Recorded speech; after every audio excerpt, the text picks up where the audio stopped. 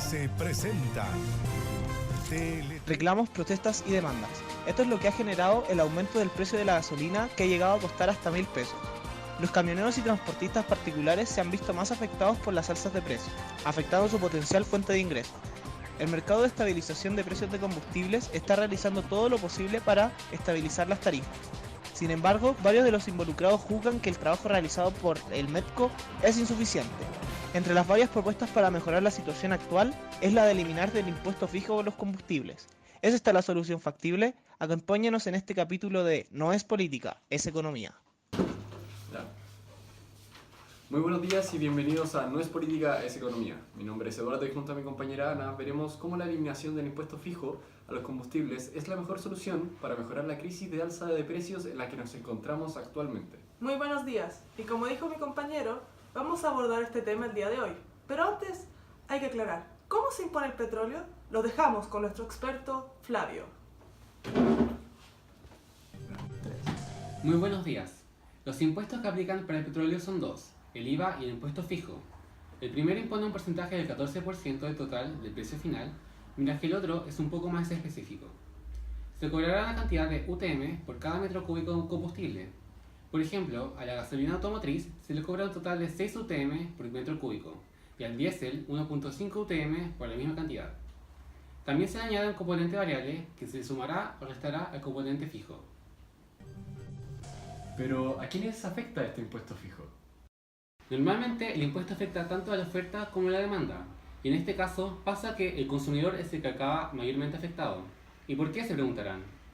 La demanda de gasolina es más bien inelástica, es decir, si yo varía mucho el precio de un bien, la gente seguirá consumiendo más o menos la misma cantidad. Y para el caso del petróleo, esto se debe a que existen pocos sustitutos para este. Ahora bien, podemos ilustrar en un gráfico cómo afecta el impuesto, haciendo que el equilibrio se desplaza hacia la izquierda, lo que se traduciría en un menor consumo y que incluso se genera una pérdida de eficiencia irrecuperable, lo que en teoría deja mal al productor, pero aún peor al consumidor en comparación con su situación anterior. Otra vez. Varios de nosotros hemos oído hablar sobre este tipo de impuestos, que se usan para corregir un mal comportamiento en la población, como lo es el consumo de tabaco o de alcohol. A estos se les conoce como impuestos piguvianos. ¿Podríamos decir que el impuesto fijo a los combustibles aplica a esta categoría? Sí, en efecto.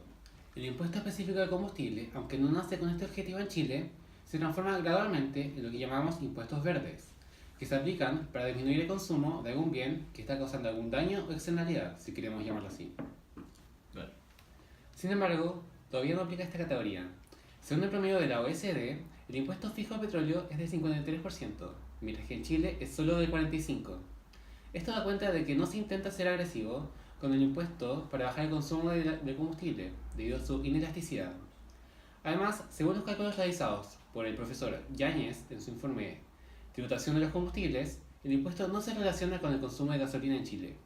Entonces, no es raro asumir que este impuesto tiene por prioridad recaudar dinero en vez de actuar como impuesto piguviano. Ya. Muy interesante de todo esto.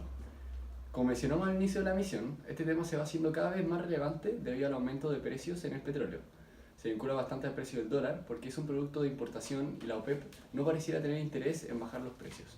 Además, hay que recordar que el precio del combustible afecta a los precios de otros productos, ya que su transporte se vería encarecido por el impuesto, aumentando los costos de producción de los bienes y de su precio. Sin embargo, me sigue quedando una duda todavía. Si todos deben pagar el impuesto, ¿por qué solo son la clase trabajadora, como los camioneros, los que se quejan, si las empresas también participan de la economía? Sí, bueno, esto se debe a que existe una modalidad de devolución para este impuesto específico para ciertas personas que cumplen una serie de requisitos. Interesante. Entonces, ¿quiénes son los que pueden pedir a esta devolución de impuestos y qué características deben tener para aplicar?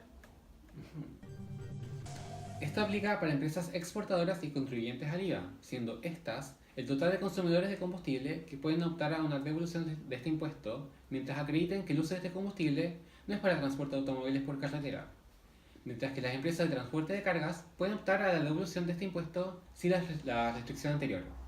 Es por esta razón que además a este impuesto se le critica que no calificaría como un impuesto verde, sino que sería un impuesto normal que solo busca recaudar dinero. ¿Y cómo es que se da esto en el resto del mundo? Como mencionamos anteriormente, Chile tiene un impuesto menor en comparación a otros países. Sin embargo, esto no está relacionado con cómo le va económicamente al resto del mundo. Un ejemplo es Finlandia, que tiene un impuesto similar al de Chile, pero a diferencia de este, tiene un mayor PIB por habitante. Además, también se habla de una recaudación ineficiente del impuesto, ya que se está recaudando menos de lo que se debería.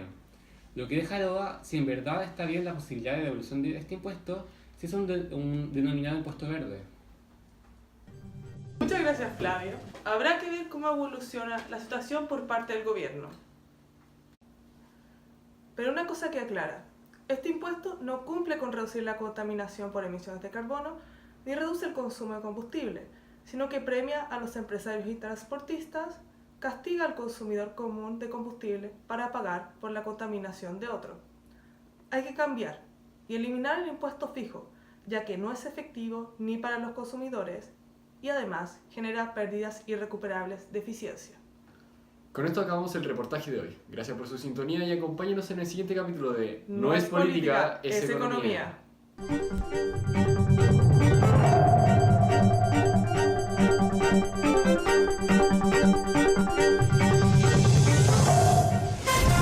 El 13 presentó Tele 13.